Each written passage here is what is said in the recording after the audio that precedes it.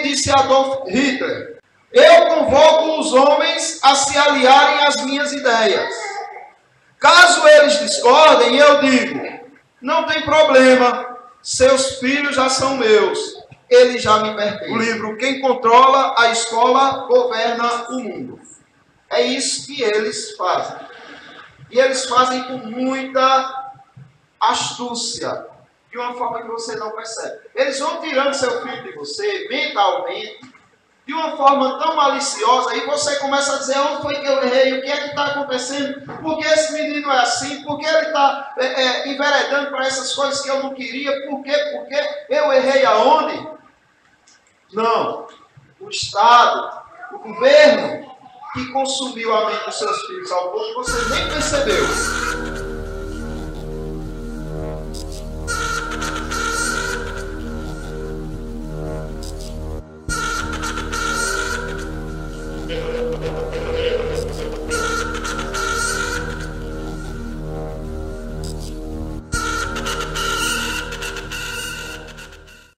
Acompanhe aí.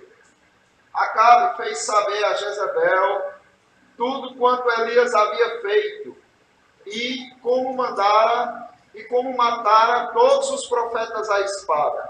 Então Jezabel mandou um mensageiro a Elias a dizer-lhes: façam-me os deuses como lhes aprouver, se amanhã, a estas horas, não fizer eu a tua vida como fizeste a cada um deles. Temendo, pois, Elias levantou-se e, para salvar a sua vida, se foi. E chegou a Berseba, que pertence a Judá, e ali deixou o seu moço.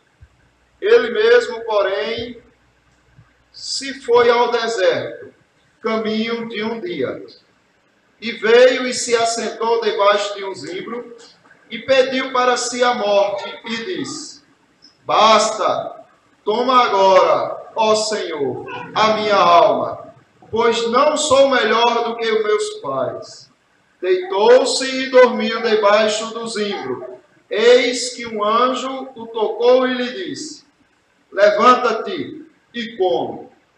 Olhou ele e viu, junto à cabeceira, um pão cozido sobre pedras em brasas e uma botija de água. Comeu, bebeu e tornou a dormir. Voltou segunda vez o anjo do Senhor, tocou-o e lhe disse: levanta-te e come, porque o caminho te será sobremodo longo.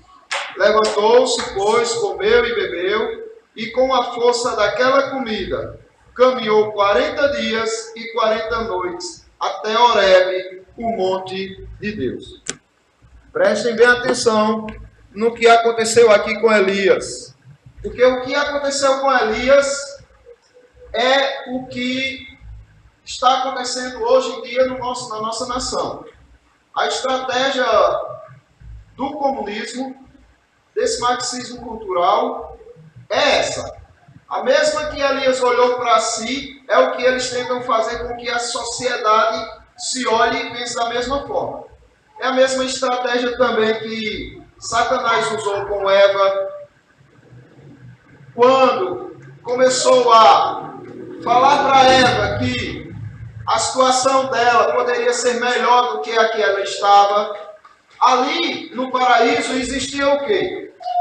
Uma harmonia plena entre homens, né, ser humano e Deus.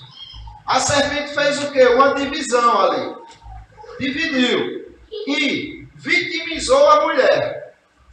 Fez com que a mulher se sentisse a coitadinha e se sentisse que tinha direito a mais do que aquilo que Deus tinha dado a ela. Essa estratégia do marxismo cultural de divisão de classe, fazendo com que as pessoas se vitimizem, fazendo com que as pessoas sintam penas de si mesmas, se sintam frágeis, se sintam necessitadas. Isso daí vem desde o jardim do Éden. Foi a estratégia que Satanás usou lá em Eva e está usando até hoje. E é o que aconteceu com Elias também.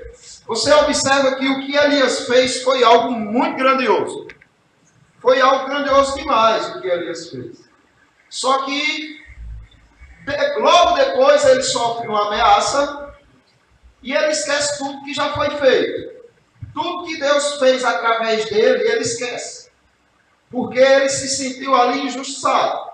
Ele lutou tanto, ele fez tanto. E por mais que eu faça, esse povo não reconhece. Por mais que eu faça, o rei Acabe não reconhece. A rainha não reconhece. Ah, eu não quero mais viver. E aí ele foge para o deserto, pede a morte. Se sente o coitadinho, se vitimiza e começa a dizer: ah, eu não quero viver. Ah, eu quero a morte para mim. Ah, não vale a pena viver. Ah, porque tudo que eu faço não dá certo. Será que Deus quer que a gente se vitimize? Será que Ele quer que a gente pense que nós somos o coitadinho? De forma alguma. Se você observar, sempre Deus tratou com força aqueles que se sentem fracos. Ele sempre levantou aquelas pessoas que estão caídas no chão. Uma das provas é o que ele fez com Elias. Elias pensou que a missão dele tinha acabado. Elias pensou que já tinha chegado aonde deveria. E o que é que Deus faz? Leva lá o alimento, dá o conforto que ele precisa, mas depois diz: olha, levante-se. Porque você pensa que acabou a sua luta? Eu vou dizer uma coisa para você: ó, tem muito caminho ainda a percorrer. Ele come, bebe e caminha quanto tempo? 40 dias e 40 noites com a comida que o anjo deu a ele. Então, uma das coisas que a gente precisa primeiro fazer é arranjar a força que nós já temos em Cristo para enfrentar o mal. É a primeira coisa que a gente precisa fazer. Por quê? Porque a vitimização é a maior arma que Satanás tem para usar contra a igreja. Ele usou contra Cristo. É porque a boquinha com Jesus Cristo é diferente, né? Ele conseguiu com Adão e Eva, ele conseguiu com os profetas, ele conseguiu com os apóstolos, mas com Cristo não. Quando ele usou Pedro, quando ele falou na boca de Pedro, dizendo o seguinte: tem piedade de ti, Senhor, quando Jesus Cristo disse, né? Olha, eu serei entregue nas mãos dos pecadores, vão me humilhar, vão judiar, vão me esbofetear, vão me cuspir, vão me crucificar, vão me matar, e ao terceiro dia eu ressuscito. Aí Pedro: não, Senhor. Na verdade, Satanás, né, falando por Pedro: não, Senhor, isso jamais há de acontecer. Tem piedade de ti, Senhor. Ou seja, o Senhor vai viver muito ainda. Não queira isso para a sua vida. Palavras atraem maldição. Que é isso, Senhor? O Senhor tão bonzinho não merece esse mal. Jesus Cristo aceitou essa vitimização? Não. Imediatamente ele olha para Pedro e diz: arreda, Satanás, para trás de mim, Satanás, porque você não cogita das coisas de Deus, e sim das coisas dos homens. Você é para mim pedra de tropeço. A primeira coisa que a gente tem que fazer é isso, pessoal. Parar de se sentir a vitimazinha, certo? Parar de sentir pena de si mesmo. E depois, com essa força que Deus nos dá, tentar mostrar às pessoas que elas têm muito mais a receber ou a exigir. Elas têm muito mais a exigir do governo do que uma Bolsa Família. O povo tem muito mais a exigir do governo do que as esmolas que o governo está dando. Só que o governo, ele está usando essa estratégia. Tanto que Satanás usou, como que Karl Marx ensinou. Gramsci também elaborou de uma forma mais específica. E a gente precisa reagir contra. Vamos lá. Eu quero começar com essa frase de Thomas Jefferson: o preço da liberdade é a vigilância. Correto? Eterna. O preço da liberdade é a vigilância eterna. Foi tirada a nossa liberdade. O PT tirou a nossa liberdade. Os partidos de esquerda tiraram a nossa liberdade. O comunismo tirou a nossa liberdade. A gente não tem mais liberdade de se expressar. Se a gente disser aquilo que a gente pensa, a gente é taxado. A gente é taxado de homofóbico, a gente é taxado de preconceituoso, a gente é taxado de tudo. Só que quem é de esquerda pode falar o que quiser. Eles são livres. A liberdade hoje foi dada somente a quem é de esquerda. Se você pensar diferente, você é tudo que não presta. Eu estou vivendo isso lá na faculdade. Quando eu me expresso, quando eu apresento o meu pensamento, é uma revolução lá dentro. A partir dos professores, de alguns. Por quê? Porque ou você pensa igual eles querem, ou você é um criminoso. E aí você perdeu a sua liberdade. Nós perdemos. Só que nós precisamos reconquistar a nossa liberdade. E o preço da liberdade é a vigilância eterna. Não podemos vacilar em momento nenhum. A gente tem que estar sempre atento. Olha, vê só a estratégia. Isso já vinha desde o Império Romano, essa estratégia que a esquerda usa hoje em dia, através do marxismo cultural. Ela já vem, desde a época do Império Romano. Que diz assim, divide et impera. Isto é, dividir e conquistar. E, em termos políticos e culturais, esta é a mesma ação da esquerda, quando quer ter o poder. Dividir a sociedade em classes, ou até mesmo esvaziar o conceito de classes para todo e qualquer grupo. Ou seja, quanto mais conceito de classes eles criarem, melhor para eles.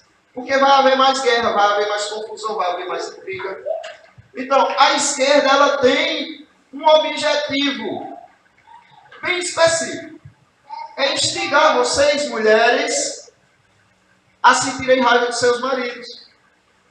É instigar os filhos a acharem que os pais são quadrados, atrasados, opressores. Então eles saem dividindo por classes. Os negros a odiarem os brancos, porque foram os brancos que fizeram vocês de escravos. A fazerem com que os gays odeiem os héteros. Por quê? Porque são os héteros que são preconceituosos e perseguem e tudo mais. Só que isso tudo é falácia. É estratégia comunista para tentar levantar o caos no meio do povo. Então, o que é que nós precisamos fazer? Precisamos mostrar que eles estão mentindo. Porque eu não posso ter um amigo que ele é homossexual? Porque lá na faculdade eu não posso apertar a mão de um amigo que seja homossexual ou uma amiga, abraçar ele e tratar ele igual trata os outros. Devo sim. E com calma, paciência e carinho explicar a ele minha forma de pensar. E se ele dizer que não concorda e que é contra, por que brigar? Por que se intrigar? Entendeu? Não, tudo bem. Então, você fica com sua ideia, com seu pensamento, sabendo que o meu é contrário. Pronto. Mas você não tem mais essa liberdade. A disseminação e enaltecimento da vitimização das pessoas, dividindo-a em classes e instigando uma classe contra a outra, tem sido a maior arma da esquerda contra o povo brasileiro. O maior objetivo da ideologia de gênero é feminizar os homens, com o fim de torná-los frágeis e indiferentes a qualquer tipo de luta ou defesa. A ideia é essa. Se você é alguém que tem postura, se você é um homem firme, se você é alguém que defende os valores, então você é um preconceituoso, você é um atrasado. Aí o que é que eles querem? Eles querem instigar os homens a serem frágeis. Eles querem inverter os papéis. As mulheres tomarem a frente de toda luta e os homens serem aqueles passivos ali, que não reagem contra nada. É lógico, a estratégia deles é essa. De tirar a ideia de que os pais precisam se preocupar com seus filhos, transferindo a educação dos filhos para o Estado. Quanto mais tempo eles fizerem com que você não tenha acesso ao seu filho, melhor para eles. Ou seja, você precisa trabalhar em 5 empregos. Né? Eles fazem com que a economia se torne de uma forma tão difícil que você não tem mais tempo para seus filhos. Então, quanto mais cedo seu filho for para uma creche, melhor para eles. Quanto mais cedo eles forem para a escola e quanto mais tempo eles passarem na escola, melhor para eles. Vê só o que disse Adolf Hitler em uma reunião entre seus partidários nazistas. Vê só o que Adolf Hitler disse. Eu convoco os homens a se aliarem às minhas ideias. Caso eles discordem, eu digo, não tem problema. Seus filhos já são meus, eles já me pertencem. Isso ele disse, está no livro de Gary DeMar. O livro Quem Controla a Escola Governa o Mundo. É isso que eles fazem. E eles fazem com muita astúcia, de uma forma que você não percebe. Eles vão tirando seu filho de você, mentalmente, de uma forma tão maliciosa, e você começa a dizer, onde foi que eu errei, o que é que está acontecendo, por que esse menino é assim, por que ele está enveredando para essas coisas que eu não queria, por quê, eu errei aonde? Não, o Estado, o governo, que consumiu a mente dos seus filhos ao ponto que você nem percebeu. Sabe o que Hitler quis dizer com isso?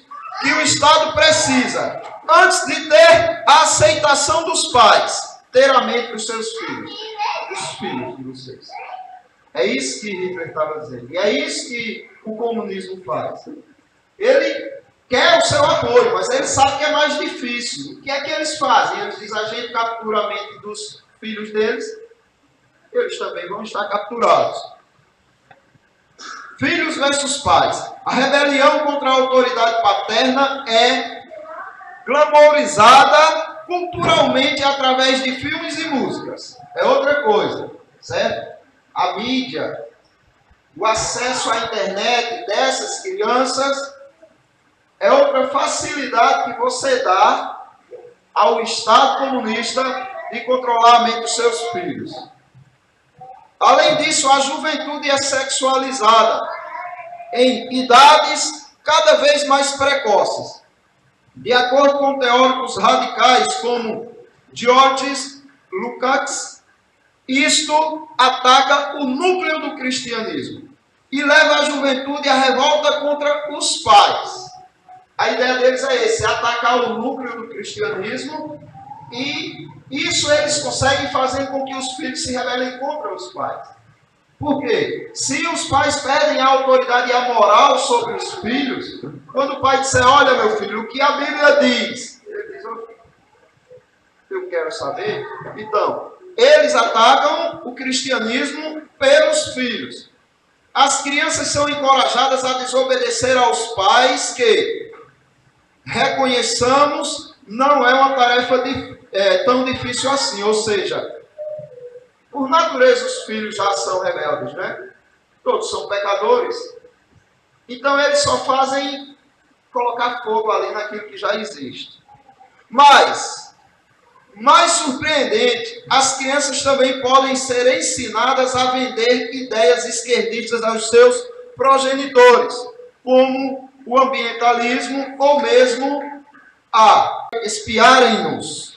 Então, a ideia deles é começar levando para os pais no livro, né? Papai, olha o meio ambiente, olha isso, e vai fazendo aos pouquinhos com que você desconcentre do foco maior, né? Que no caso é o ser humano, que no caso é o seu próximo, que você deve dar atenção para o seu próximo, e aí eles vão colocando até a natureza acima do ser humano, colocando os animais com valores acima dos seres humanos, para que você olhe para o seu próximo e o odeie, só porque ele é diferente de você. Família versus a ama estatal. As crianças são cada vez mais educadas em creches e infantários, os quais tendem a ensinar valores marxistas elementares enquanto partilha. imaginação e criatividade também são confusas e desordenadamente enfatizados nessas instituições, em detrimento e como se fossem exposição à leitura escrita ou cálculo. Então, eles vão desde o jardim, trabalhando com objetos, com imaginação, com coisas assim, para que as crianças vá se adaptando já cedo ao sistema. O sistema educacional mantém as crianças das escolas até o mais tarde possível. A promulgação da adolescência perpétua origina jovens adultos com personalidades fracas e influenciáveis, facilmente manipuláveis por discursos de esperança, um mítico mundo melhor e de mudança, revolução, que tendem à revolta contra a ordem social e a olha para o Estado como um pai adotivo. O sistema do ensino é o ponto-chave da estratégia marxista reinventada que dá pelo nome de marxismo cultural. É a escola, o foco deles. Gramsci escreveu o seguinte: pode e deve existir uma hegemonia política, uma só política, mesmo antes de se assumir o poder governamental, e de modo a que se possa exercer a liderança política ou hegemônia. Não se pode contar apenas com o poder ou com a força material que são dadas pelo governo. Foi o que Gramsci quis dizer com isso. Ele disse: olha, pare de tentar usar simplesmente o poder para controlar o povo. Existem instrumentos mais poderosos do que uma arma para controlar o povo. Você pode fazer uma hegemonia política, uma só política, trabalhando a mente das pessoas, fazendo com que as pessoas cada vez mais sejam ignorantes. Por que vocês acham que hoje é tão fácil qualquer um aqui que quiser fazer um vestibular e entrar numa faculdade? Por que antes era tão difícil e hoje é tão fácil? Já pararam para pensar nisso? Por que hoje não se reprova mais ninguém? Você entra para a escola, eu não passei em tal matéria, não tem nada não, você vai fazer ela de novo até que empurrem você para você terminar. Porque antigamente, quando se passava no vestibular, o que era que os jovens faziam? Os homens rapavam a cabeça, ficava carequinha de alegria, porque a coisa era difícil. E as meninas, quando passavam, faziam o quê? A banda da sobrancelha e botavam, Hoje em dia vocês veem isso. Perdeu a graça. Qualquer um passa numa faculdade hoje, porque a ideia deles é tornar cada vez mais o povo ignorante. Sabe, o povo sem entender a fundo das coisas, das matérias que antes se entendia. Isso é uma estratégia política. O livro de Aldous Huxley, Admirável Mundo Novo, um clássico do estudo do totalitarismo moderno, contém uma frase que simboliza o conceito de Gramsci. O conceito que Gramsci tentou passar aos seus camaradas de partido. O conceito é o seguinte: o Estado totalitário realmente eficiente seria aquele onde o todo-poderoso executivo dos chefes políticos, vamos lá, o presidente, e o seu exército de gestores controlariam uma população de escravos que não precisariam de ser coagidos, porque eles amariam a sua servidão. A ideia de Gramsci era essa, reinventando o marxismo cultural. Ele queria que o Estado entendesse isso. Olha, você precisa fazer escravos, mas não escravos à força, escravos que amem ser escravos. E não é isso que está sendo hoje. O povo brasileiro é escravo, mas eles amam ser escravos. Eles poderiam ter leis melhores, eles poderiam ter um trabalho melhor, eles poderiam ter coisas melhores, mas eles se satisfazem e amam seus políticos porque dão a cesta básica. E aí eles acham o máximo, meu político, e defende, se possível, na tapa, o político. Porque dá a esmolinha dele. Mas ele é escravo daquele político. Porque aquele político só vai continuar dando se ele votar novamente nele. Certo? Então são escravos e amam a escravidão. E a gente é responsável por fazer com que esse povo volte à sensatez. Nós somos responsáveis por isso. Um revolucionário que comanda uma revolução, um Lenin ou Stalin da vida, por meio das armas, trata de separar o povo com discursos quentes e viciantes. Agora não há mais russos, por exemplo. Há uma burguesia e o proletariado, os oprimidos e opressores. E, como a elite opressora é responsável por todo o mal na sociedade existente, ela deve ser eliminada a todo custo. É isso que eles pregam, é isso que eles ensinam. A culpa de todo o mal, sabe quem é? Dos ricos, dos grandes e poderosos. Eles são ricos e dizem isso, e o povo não percebe. Eles são os poderosos e dizem isso, e o povo não percebe. Para uma guerra civil desta extensão, não há como um grupo revolucionário sair vitorioso sem antes restaurar o ódio, instaurar o ódio e criar a separação de classe, ou agravá-la no imaginário popular de maneira proposital. Nada de medidas brandas e que procurem ter coesão e ordem.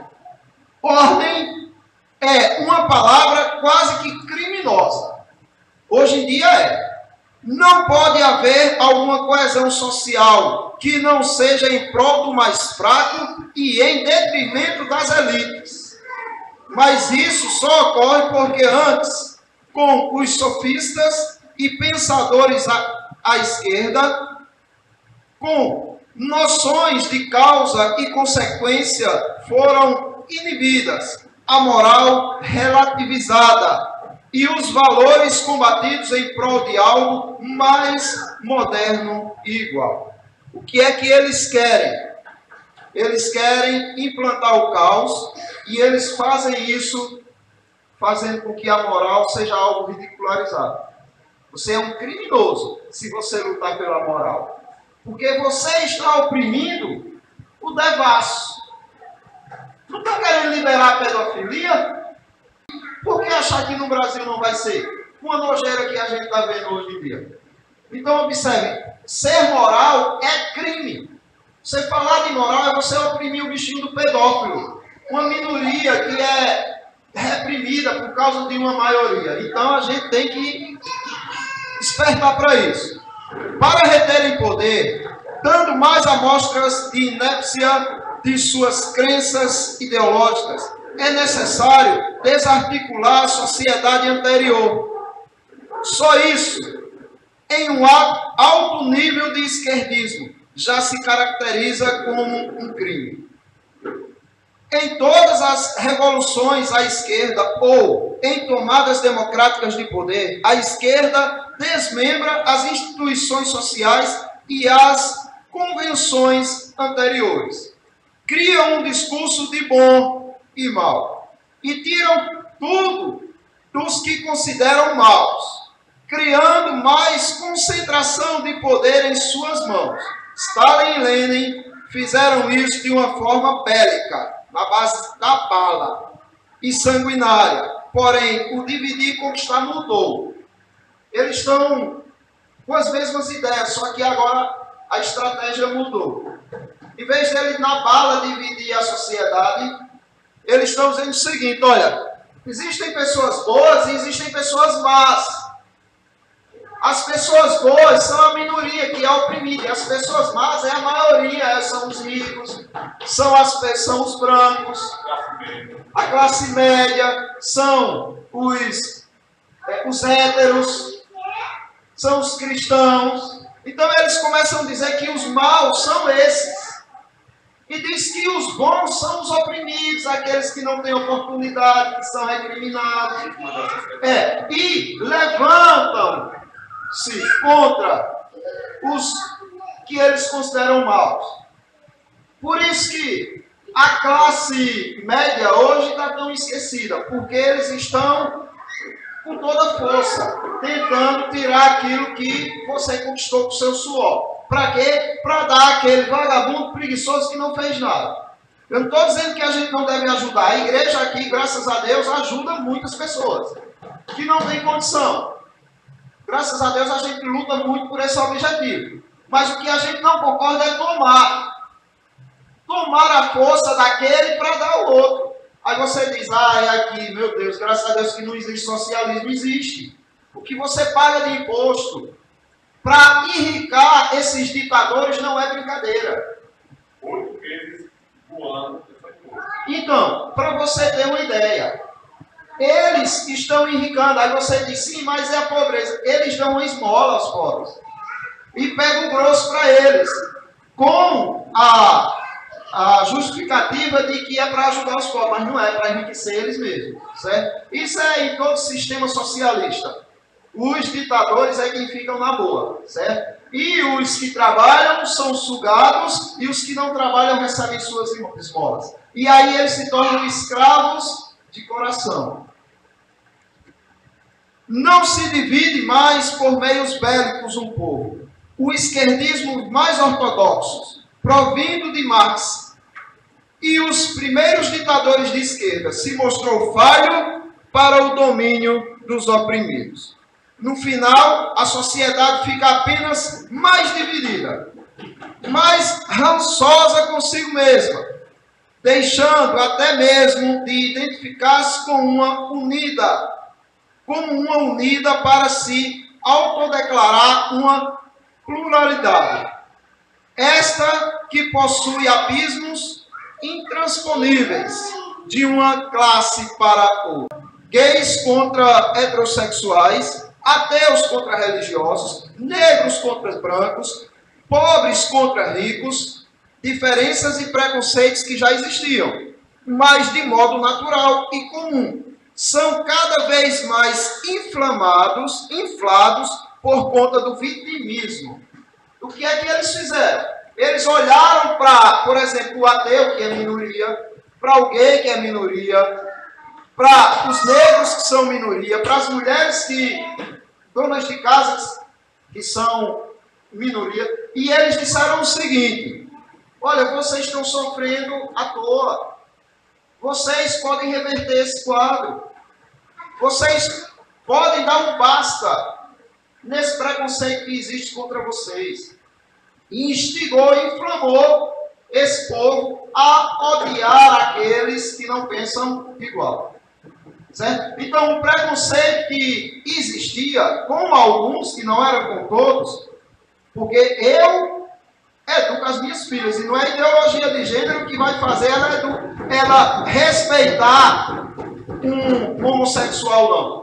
Não é ideologia de gênero que vai fazer com que ela ame e considere um homossexual. É a educação que eu dou em casa. De dizer para elas, olha, eles são seres humanos, eles merecem respeito, você precisa tratar eles bem, porque eles são pessoas iguais a qualquer outra. Certo? Então eles têm direito ao seu respeito. Isso não significa que você não pode discordar.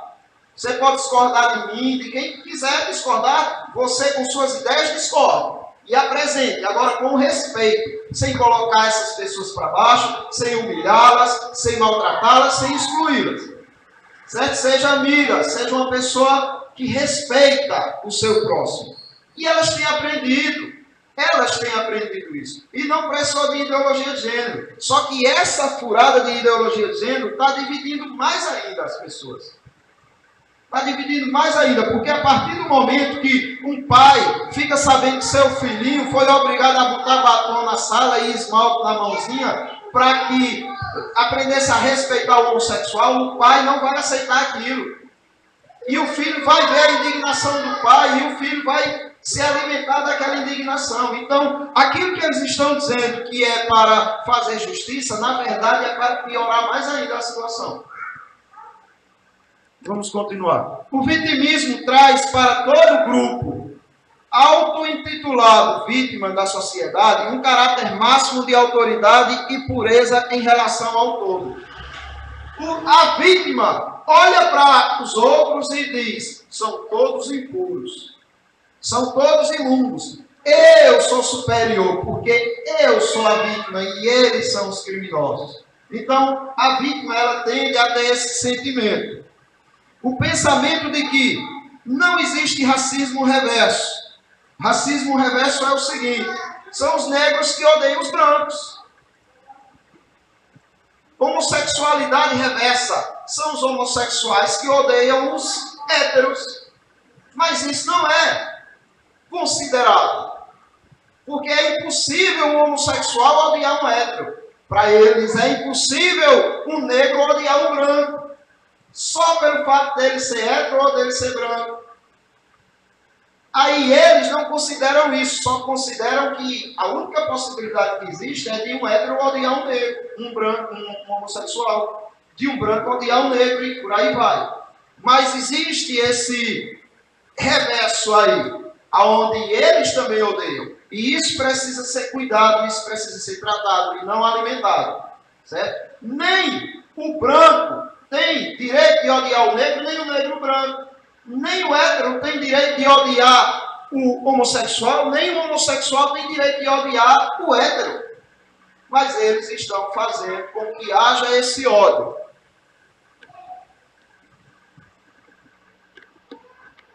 Mede-se o grau de crime, ofensas, machismos, racismos, homofobia, sendo que eles, e apenas eles, podem ter a régua de medição. É eles que dizem: você é homofóbico, mas por que eu não sou? Cale-se, quem julga aqui sou eu. A realidade é essa hoje em dia. Assim, não pela união e luta do proletariado e campesinato, dividem a sociedade por suas diferenças. Compram o problema de minorias e setores que eram realmente discriminados, mas invertem o esquema e as tornam suprassumos da humanidade. Manipolizam a virtude. Eles é quem manipolizam, eles é quem dizem quem é virtuoso e quem não é. A caridade e o desejo de fazer o bem para, no processo, criarem uma massa rancorosa e repleta de ódio que se apoiará politicamente. O populismo das minorias é uma estratégia brilhante que chega a levar seus defensores à sociopatia em pouco tempo. Criam cabrestos contra discursos notoriamente autoritários, quando não totalitários. Invertem conceitos bem quistos e formulados. Destroem a imagem de instituições que tudo deram para melhorar a civilização. Divide et impera, ou seja, dividir para conquistar. Mas as coisas não são tão simples. A reação à tática da esquerda com relação à cultura é clara atualmente. Não mais a esquerda detém a hegemonia nas universidades, embora ela ainda continue sendo maioria esmagadora, em termos de discurso e militância. A direita, isto é, liberais e conservadores, ascendeu dentro do meio acadêmico e midiático, da mídia. Por mais que na velha mídia ainda não exista espaço para a direita, não sem a boa e velha edição tendentiosa, a internet tem se mostrado decisiva para o que ocorre no Brasil atualmente. As manifestações de março e abril de 2015 mostram isso muito bem. Não mais bandeiras vermelhas imperam nas ruas, mas sim bandeiras do Brasil. Veja, isso que está acontecendo hoje é graças a Deus que usou como meio que aprove a ele o quê? A internet. Vocês acham que a gente estaria nessa discussão aqui se não existisse redes sociais, se não existisse internet? A gente ainda estava sendo manipulado pela mídia. E a gente estava maiando o pau como a gente maiou em Doutor Enéas, estaria baiando pau em Bolsonaro, em pessoas que defendem a família, os valores, tudo quanto é de bom. A gente estaria baiando pau. Ainda com a internet, ainda com tanta informação à vista, tem gente que ainda está cego. É muita gente. Então, nós temos que entender isso. Existem pessoas de bem, tentando lutar pelo bem, e nós podemos ter acesso a essas pessoas. É fácil hoje você entrar no site do governo e pesquisar os seus eleitores, né? Ou seja, os seus candidatos. Você digita lá se ele tem algum processo e aparece os processos. Por mais que você goste dele, por você ser uma pessoa inteligente, você vai dizer, já descarto esse. Abre outro, também descarto. E vai para aqueles ficha limpa. Ou seja, nós temos, por causa da internet, muitas armas para descobrir o que fazer ou o que não fazer. Os grandes culpados, isso é que eu acho bonito, né? Deus usou o próprio mal para levantar os de bem contra o mal. Veja só o que o autor aqui diz. Os grandes culpados, em certo sentido, pelo levante da direita no Brasil, foram os próprios militantes esquerdistas. Foram eles mesmos que nos levantaram para defender a família. Sabe por quê? Aí ele diz, militantes gays, aqui ele não está falando de gays em geral, mas aqueles que lutam e que querem oprimir o hétero e que diz que o hétero tal. São os militantes gays, feministas, comunistas, etc. Não conseguem esconder a raiva que permeia o centro de suas crenças e ideologias. Feministas ficam nuas em público, invadem igrejas, xingam as famílias e os homens, matam seus filhos, abortando. Gaysistas promovem atos que a sociedade repugna em público e de maneira ofensiva, como os beijaços e as paradas gays, onde até mesmo sexo à luz do dia ocorre. Comunistas batem palmas quando terras são invadidas, se calam para a opressão e os crimes de seus aliados. Querem o impossível e fazem o possível para tê-lo. Tudo isso, de fato, tanto ódio, tantas estratégias grotescas e vis, foram um tiro pela culatra. Eles fizeram tanta nojeira, eles atacaram tanto os nossos filhos, eles atacaram tanto a família, eles fizeram tanta imoralidade em público, que isso despertou o povo dormindo. O povo que estava dormindo. Né? As pessoas que prezam e zelam pela moralidade. A maioria despertou por causa deles. Se eles continuassem sucintos, caladinhos ali, a gente estava deixando os nossos filhos tranquilos na mão deles. Certo? Mas Deus usou desse artifício. Amém. A população não aceita mais tanta agressão. O dividir e conquistar acabou por se autodenunciar. Eles se autodenunciaram que estavam fazendo isso. Hoje nós conhecemos sobre o marxismo, Gramsci, sobre as teorias de Gramsci, né, sobre as teorias de Engels, por causa da esquerda. E onde vem tudo isso? Acabou chegando, né? Os escondidos esforços para criar mais e mais luta de classes estão notórios agora. O futuro, pelo visto, não é um bom lugar para a esquerda revolucionária, seja ela mais ortodoxa ou não. Negros se tornaram vítimas, por exemplo. Ser branco é errado quando se tem uma opinião contrária da esquerda. Se o indivíduo for cristão, conservador, heterossexual ou rico, tais características denotam falta de virtude.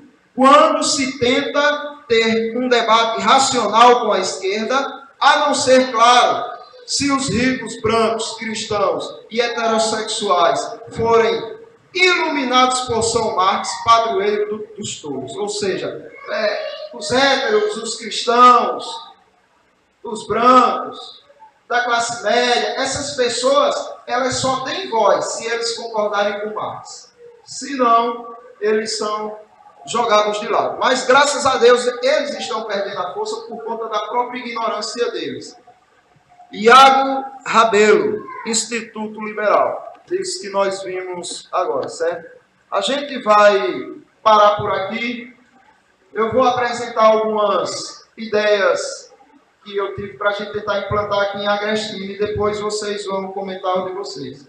Veja bem, como o alvo deles são as crianças, como o objetivo deles é cativar as crianças através da escola, eu penso que nós devemos procurar ter o maior acesso possível à escola, certo?